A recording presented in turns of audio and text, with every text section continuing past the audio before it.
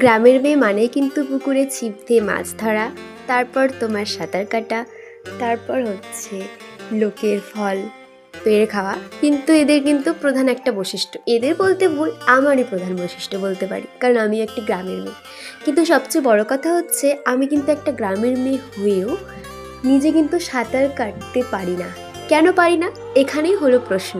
প্রশ্নটা যখন উঠলই, আমি যখন করলাম আমি শেষ করব, কারণ এর মূল দায়ী হচ্ছে আমার মা। মা, তুমি যদি ভিডিওটি দেখে থাকো তুমি কিন্তু রেগে যেও না, সত্যি তুমি দায়ী, কারণ তুমি আমাকে পুকুরে সব বাচ্চাদের থেকে আলাদা রেখেছো, নামতে দাওনি আমাকে, তাই আজ আমার আর সাঁতার কাটা শেখা হয়ে ওঠেনি।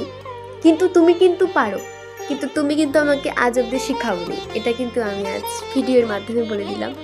আমি সত্যি অনেকটা পিছিয়ে রয়েছি, আমার যে কী ট্যালেন্ট আছে সব অপ্রকাশিত অবস্থায় রয়েছে।